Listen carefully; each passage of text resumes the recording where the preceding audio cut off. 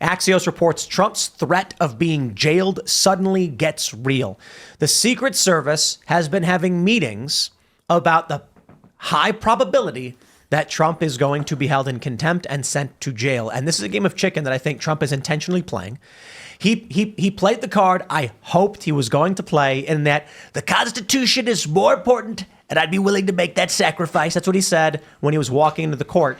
He'd be willing to make that sacrifice for the Constitution. And I'm like, I'm not so sure insulting a porn star constitutes defending the Constitution, but the point he's making is stronger than the reality of what's happening in that courtroom. And that is, the judge is silencing his ability to speak during a campaign, and he reserves the right to campaign and stand for his First Amendment rights, no matter how silly and absurd it may be, even if it means he goes to jail. But I think Trump's bet is they won't do it. And he makes the court look impotent by continuing to piss them off, knowing that if they put him in jail, it could actually bump him up in the polls quite a bit. How do you think Trump going to jail would react in public I think it would be like the greatest publicity event of all time, and that he would it would be awesome. Like, it would be, I'm serious. Like, it would be like total. But why doesn't he, he could have gone to the Supreme Court oral arguments. I understand the legal team's statements they've made. They didn't want Trump to go because it would have made the arguments about Trump, and they wanted it to remain about the broad presidency instead, which is better for Trump. But certainly Trump could take actions that would expedite his path towards imprisonment. I think he can't look like he is I think he can't look like he's intentionally trying to aggravate the judge, right? Or intentionally trying to go to jail. Right. Yeah. He has to be the martyr, which he's already set himself up for. Yeah. And on top of that, his typical conduct is being held against him while, again, Michael Cohen, Stormy Daniels are being allowed to talk about the case on social media in a way that is that hurts him. And I think that was what resonates with the American voters, this idea that the judicial system is not actually to protect anybody. It's actually to silence some people as they try to advocate for themselves. I think that message really resonates with a lot of Americans. And it's enough to say, like, hey, this is not okay. I also think that, look, when he had to go down and get his mugshot and they immediately released those T-shirts. I was going to say the T-shirts. The fundraising on this alone would be incredible. That's what the Democrats are really afraid of, because they saw the reaction for the mugshot, and if he goes to jail, it's going to be a similar thing, and it's going to be it'll probably be significantly more intense. Mm-hmm. The response will be. Do you think they regret bringing this criminal case against Trump? Kinda, yeah, I do. I kind of think so. I think where we are right now, they're trapped in this position where they're thinking like, we really shouldn't have done this, but we have no path forward. I think that if it wasn't for the fact that that everything has gone so badly for this administration, so the international stuff, the economy, things have not gone the way that the Biden administration would, have liked. And I think that if it wasn't for that fact, if things had gone better for the Biden administration, they'd be much more comfortable about what's going on with Trump. But I think because of the significant failures of the Biden administration in the eyes of most Americans, I think that they're really not happy about the fact that where things are because of the behavior, or because of the administration's results. I think it all, again, comes down to Alvin Bragg, because if I'm remembering correctly, and I'll fact check myself on this in a second, multiple offices had been like, no, don't bring this case. It's not strong enough. And, occasionally this gets presented as like, oh, well, when Trump was presidency, they didn't want to bring this against him because they're protecting him. But if I'm remembering correctly, Alvin Bragg, when he was the head of the district attorney's office, also turned down the case initially. So the idea that as the last minute when they're stacking all these cases against him, they're like, and we'll just throw this one on too. I almost wonder if they thought they would have Trump imprisoned by now and that this wouldn't matter as much. I feel like there's an overlooked element that a lot of this domain is a bunch of boomers, and they don't understand the internet, and they don't understand people watching this stuff and the Streisand effect, and that it doesn't work, and they just keep doubling down. Mm-hmm. It's like, whether it's Ukraine or whatever, people keep doubling down on these things from the establishment, from the system. And they just don't understand why it's not working. I saw, I'm trying to say, I don't want to change the subject, but there was a clip of a big graduating class at a university, and somebody in the speech mentioned Bitcoin.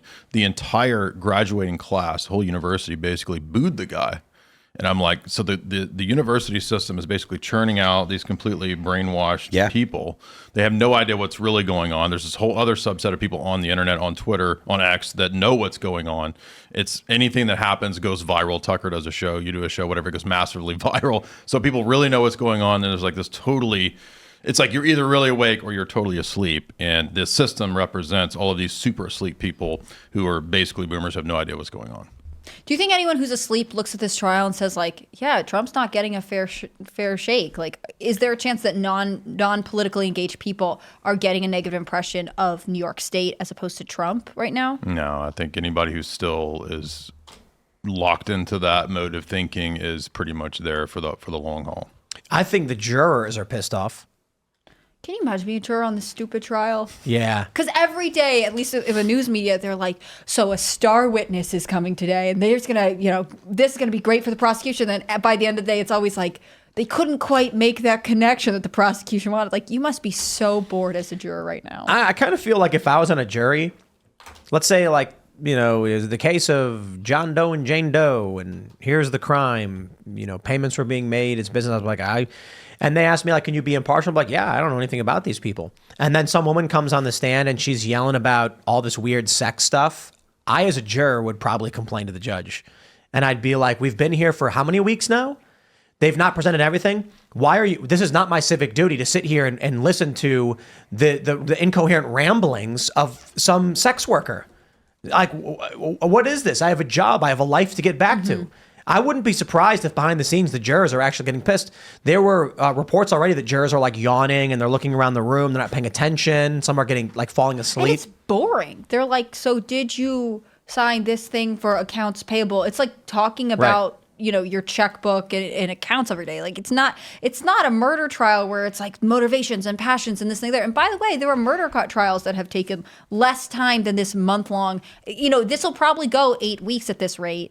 And I just can't imagine that it's compelling to the jury when it's always comes down to this thing of like, well, I knew Michael Cohen was getting a payment. I didn't know what it was for. I can't connect it to Trump or any motivation. I mean, you look at the premise was bad in the beginning. It was all motivated reasoning. It was all people that had an emotional desire to get Trump, and I think that goes probably is accurate for all of the accusations against Trump. They're all like brought by people that have some kind of, that have some way to benefit, even if it's just their own career because they got Trump and stuff. And I think that they got out ahead of their skis because of that emotional, desire to be the person that got Trump. And now they're in a position where, again, like the administration has not performed the way that they wanted to. The policies that they have enacted have not had the same the results that they had hoped for, and the American people are noticing. And now you've got all these things that Trump is fighting in court, and they're all kind of falling apart. The American people are not on the side of the prosecution.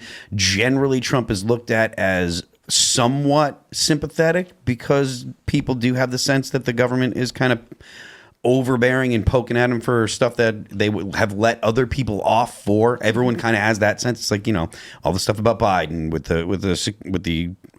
the top secret documents in his garage, et cetera, all that stuff. This isn't nothing that Donald Trump is accused of is unique to Donald Trump. It's all stuff that other politicians and people in positions of power have done and stuff. So it's not like, oh, this guy is this unique evil that we have to defend against. And I think the American people see through that. He's like become more relatable as the trial's gone on. I think so. That's interesting. I think that is always the thing that they used to try to contrast Joe Biden and Trump. Joe Biden's this nice guy. He grew up in Scranton, and he's from a big Catholic family. And Trump is this wealthy, he was born wealthy, became even wealthier, always uses privilege against you. And I think in this case, the fact that you're having so many trials go against him, people start to be like, he's just this guy who government's going after. And that could really be any of us. I got to give Trump credit. I mean, the stories I hear about him, from what I've seen of him at rallies and seen of him at Mar-a-Lago just recently, first time meeting him, he is one of the nicest guys I've ever seen. I mean, here's a guy who, after almost every rally, walks down off the stage up to the barricades where his fans are, and he sits there and talks for 15, 20 minutes to all these people, shaking their hands, signing their hats. Here's a guy, I told this story when I was at Mar-a-Lago. He's late. He's walking out. There's guests at Mar-a-Lago, and the guy sitting next to me says, "Mr. President, can I get a photo?" And he goes, "Do you have to?" "All right, come on, I'm so late." And I'm like, I've never seen this guy let one of his fans down. I've never seen it happen. And I'm like, that's energy. That's insanely difficult.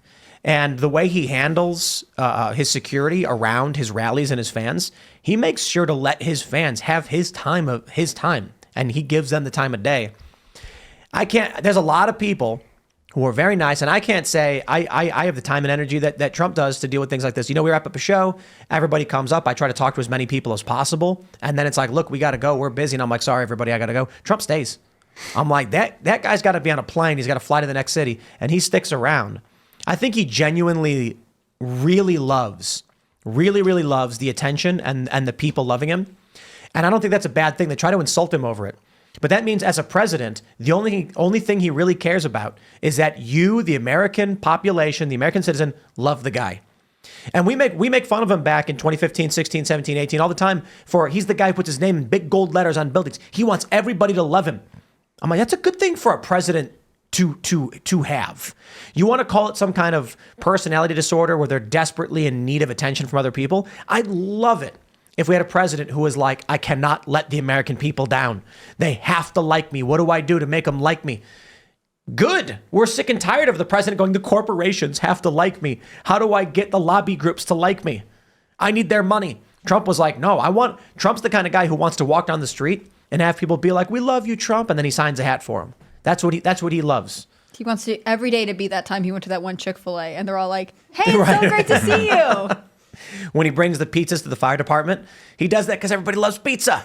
And he's like, they're going to be so happy to see me. Mm-hmm. I wonder what does that for someone like Trump? Like what happened in his life to where he developed that need to make people happy, to have them express public gratitude for him. And the feeling that I got when I saw him give this guy like, hey, I'll get a photo with you. I was like, it really does feel like he's just working for the people. It feels more like he's here to help you. I don't know about always. I don't know about every time he's ever interacted with anybody. Just from what I've seen at rallies, there's like some random person, like Mr. President, kind of talk to. He goes, you got it. And I'm like, he acts like he's working for the people. Like he's like, that's how it seems when you watch him. But you go to any one of his businesses, and I challenge anyone who says a bad word of Trump and doesn't believe he's a good dude, go to any one of his businesses and ask his employees. You will not find a single employee who dislikes the guy. You know why? He shows up, he pats him on the back, he compliments him, and hands him a $100 bill. That's how Trump treats his employees. There's a lot of companies that they show up, they insult their employees, they complain about them, and then fire them the next day. But Trump famously lines up. He's like, hey, everybody come and gather around. Come over here. Everybody get together. And then he pulls out a wad of cash and he starts handing out $100 bills to all of his staff. He didn't need to do that. He just loves it. I feel like anybody who has criticisms of Trump, if you put this into perspective, like Joe Biden's policies and everything that Biden, it's like an intentional destruction of the country. It's crazy. Like everything that's happened in the last 3 years is like, the country's going to crap, right? I think inflation, border, all that stuff. So there's really no options if you're going to be voting. Like there's just not even any option. You have to vote for Trump. There's no. Yeah, what are you going to do? Cloward. I read an article today about Cloward and Piven. If you go deep into that, like that makes more sense as to what's going on. Do you want to break this down? Was it a Cloward? It's just basically a strategy that some of these kind of weird. What is it? Cloward, Piven? Cloward and Piven. It's these two people. It's like these weird communist boomers. They came up with this idea that you could stress the economy through all kinds of government policies, all kinds of basically socialist type policies, and then other means that I won't mention. that would then overwhelm the ability of the system to function, and then it would collapse, and then we would get some sort of proletariat or some sort of uprising or whatever. So this The is Wikipedia. I got it pulled up right here. Actually, I don't know if you want to read it. You can read it. Yeah, it says the Clow Piven strategy is a political strategy outlined in 1966 by American sociologist and political activist Richard Clower and Francis Fox Piven. The strategy aims to utilize militant anti-poverty groups to facilitate a political crisis by overloading the welfare system via an increase in welfare claims, forcing the creation of a system of guaranteed minimum incomes and redistributing income through the federal government. So essentially, it's looking to use the safety net that is intended to prevent people from falling into poverty, use that as a means to get people to rely on the government. Check this out. Beyond this, what does the guaranteed income do? Why do they want it? They stated that full enrollment of those eligible for welfare, quote, would produce bureaucratic disruption in welfare agencies and fiscal disruption in local and state governments that would deepen existing divisions among elements in the big city Democratic coalition, the remaining white middle class, the working class ethnic groups, and the growing minority poor. To avoid a further weakening of that historic coalition, a national Democratic administration would be constrained to advance a federal solution to poverty that would override local welfare failures, local class and racial conflicts, and local revenue dilemmas. It's basically sounds like they're saying we want universal basic income to blow the whole thing up. Yeah, exactly. That's exactly what the point is, because one of the things that UBI does is it removes the association of effort with the reward of payment. So it's actually taking out the working part of working for a living. So you're just being provided with something, and it puts people in a position where they rely on that. They don't have the ability to produce anything to sustain them that can provide means to sustain themselves. So they rely on it, and then you end up trapping people. Right. Absolutely. Which is this is the exact argument that conservatives and libertarians have against any welfare programs, right? You create a client class, a group of people that are reliant on that, Dependent and class, and it becomes generational as Yeah. well. It frequently becomes generational. So you end up creating this group of people that are going to be dependent not just on that, just not for them, but for their generations and stuff, and you can't get rid of it. The difference here, though, I think that makes it a little bit more intense is that this can be turned into something that's an actual weapon to destroy the existing system. So it's like blow it up from within using the means of the system. And that means if this is the operating plan of what's really going on, then it's not just incompetency that's running the government. There's actually a more cunning strategy at work, I think, to maybe even destroy the country. It's malintention, right? Yes, absolutely. What do you think this is something that the average voter would pick up on, or No. would they be too caught up? I mean, that's why I think this concern about the economy is so real, right? If you are desperate, if you are trying to make ends meet and feed your bills, or pay your bills, feed your children, perhaps. Hearing, well, you could get relief through a universal basic income or something else. It's chicken in the pot, another Right. version of absolutely. But this is like they know that there's not They know what they're doing. There's not the ability to actually give everybody a chicken in the pot. Right. It destroys things, and then they can come along later, going back to the coon pod issue, and say, "Well, look, I think Klaus even said something like this. He said, "You're just an angry world. We know you're angry," and then he offers the solution down the road of the technocratic agenda. So there's a really great article at technocracy.news today. Patrick Wood's excellent website, and he was outlining how the Cloward and Piven strategy actually leads to the solutions that technocracy will offer to UBI and so forth to solve this. But can you wake people up from this? Like, could you convince people that this is not the promise that they think it is? Probably not. That's the challenge, is getting people to understand that. I don't know that you can. I mean, you go to a person, and as we talked about earlier in the show with rational self-interest, and you say, a vote for me is a vote for cash in your pocket. They'll vote for you. That's it. That's the game that Biden is playing right now with paying off student loan debt.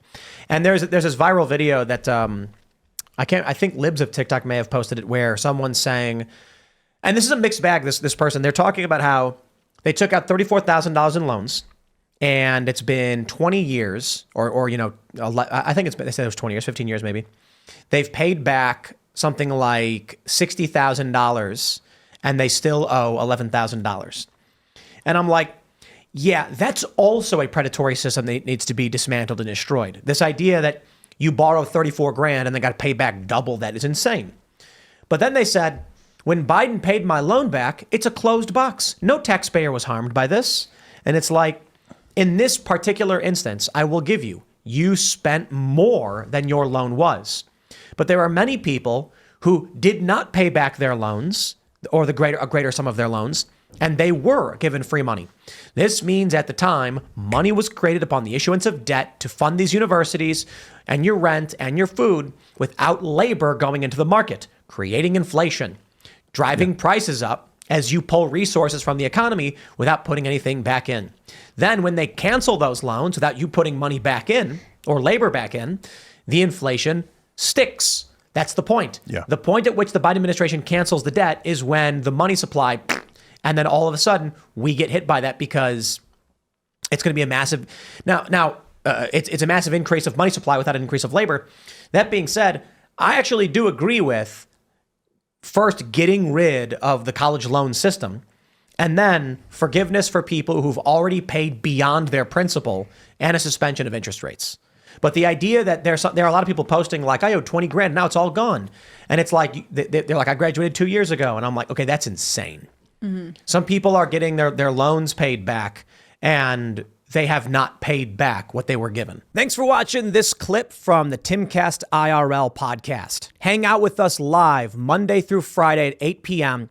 and become a member over at timcast.com for uncensored, members-only shows exclusive. Thanks for hanging out, and we'll see you all next time.